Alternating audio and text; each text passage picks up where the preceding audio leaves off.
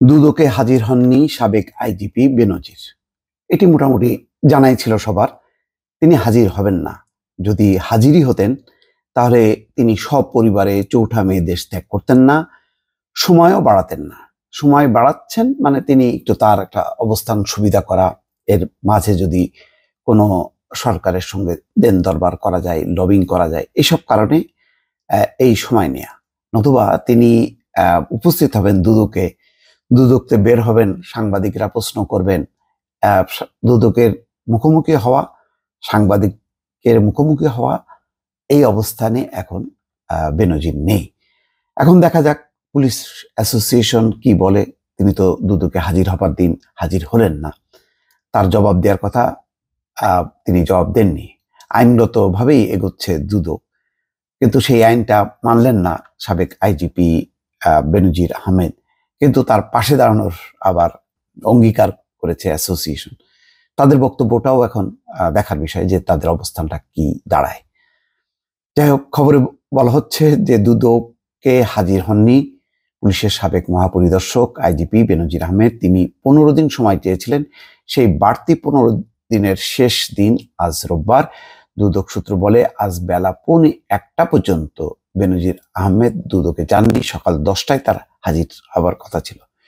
দুদক আনুষ্ঠানিকভাবে বিষয়টি নিয়ে কিছু বলেনি। দুপুরের পরে সাংবাদিকদের এই বিষয়ে জানানো হতে পারে। বেনজির ও তার স্ত্রী সন্তানদের জিজ্ঞাসাবাদের জন্য গত 28শে মে তলব করে দুদক। দুদকের প্রধান কার্যালয় থেকে পাঠানো নোটিশে বেনজির আহমেদকে 6 জুন এবং তার স্ত্রী সন্তানদের জন্য 9 জুন সময় নির্ধারণ করেছিল হাজির হয়ে বক্তব্য দেওয়ার জন্য। অবশ্য গত 5 জুন বেনজির আহমেদ আইনজীবীদের মাধ্যমে 15 দিন বাড়তি সময় চেয়ে আবেদন করেন। ওই দিন দুদক কমিশনার জহুরুল হক সাংবাদিকদের বলেন, আমি শুনেছি দুদকের অনুসন্ধান দলের কাছে বেনজির 15 দিনের সময় চেয়েছে, আইন অনুযায়ী তাকে সময় দেওয়া হবে। এর আগের দিন জহুরুল হক সাংবাদিকদের বলেন, দুদক কাউকে নোটিশ করলে তিনি আসতে বাধ্য কিনা সেটা আইনে স্পষ্ট বলা নেই, না এলে ধরে নিতে হবে, তার কোনো বক্তব্য নেই। দুদকের অনুসন্ধানে এখন পর্যন্ত বেনজির আহমেদ ও তার স্ত্রী সন্তানদের নামে ঢাকায় মোট 12টি ফ্ল্যাট, বিভিন্ন জেলায় 697 বিঘা জমি, 19টি কোম্পানি শেয়ার, 30 লাখ টাকার সঞ্চয়পত্র, 33টি ব্যাংক হিসাব ও 3টি বিও হিসাব পাওয়া গেছে। এসব সম্পদ জব্দের আদেশ দিয়েছেন আদালত। আদালতের ওই আদেশ আসার আগেই গত 4ঠা মে বেনজির আহমেদ দেশ ছেড়েছেন বলে আইন শৃঙ্খলা রক্ষাকারী বাহিনীর ওই সূত্র জানিয়েছে। তো বেনজির আহমেদ 2020 থেকে 2022 সালে 15ই এপ্রিল থেকে 2022 সালে 30শে সেপ্টেম্বর পর্যন্ত আইজিপি ছিলেন। এর আগে তিনি ঢাকা মহানগর পুলিশ কমিশনার ও র্যাবের মহাপরিচালক হিসেবে দায়িত্ব পালন করেন। যতগুলো গুরুত্বপূর্ণ পোস্ট পদবি আছে পুলিশ র্যাবের সবগুলোতেই তিনি ছিলেন।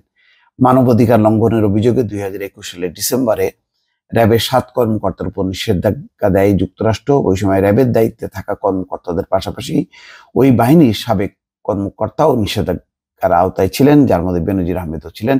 যুক্তরাষ্ট্র যখন নিষেধাজ্ঞা দেয় তখন আইজিপির দায়িত্বে ছিলেন বেনজির আহমেদ, এবং এর মধ্যে পুলিশ সম্মেলনে জাতিসংঘে তিনি মার্কিন যুক্তরাষ্ট্রেও হাজির হন। এর উদ্দেশ্য ছিল মার্কিন যুক্তরাষ্ট্রকে একটু বুড়ো আঙুল দেখানো যে এই সমস্ত নিষেধাজ্ঞা তোয়াক্কা করেন না তিনি। সরকারও সে সময় নীরবই ছিলেন, তাকে আইজিপি পদেই বহাল রেখেছেন, এবং আইজিপি থেকে তিনি অবসরের পর অন্য যে কোনো আইজিপির তুলনায় তার বাড়তি প্রোটোকল ছিল, এবং তিনি এই অবসর সময়ে তিনি যেভাবে চলাফেরা করতেন মনে হতো যেন আরেকজন আইজিপি তিনি চলাচল করছে, এরকমই একটি প্রোটোকল অবস্থায় ছিল। কিন্তু হঠাৎ কি কারণে এটা চুরচুর করে ভেঙে পড়লো এবং তাকে দেশ ত্যাগ করতে হলো, এটা বোধগম্য নয়।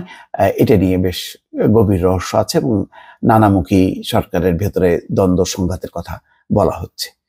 দর্শক ভালো থাকবেন, আল্লাহ হাফেজ।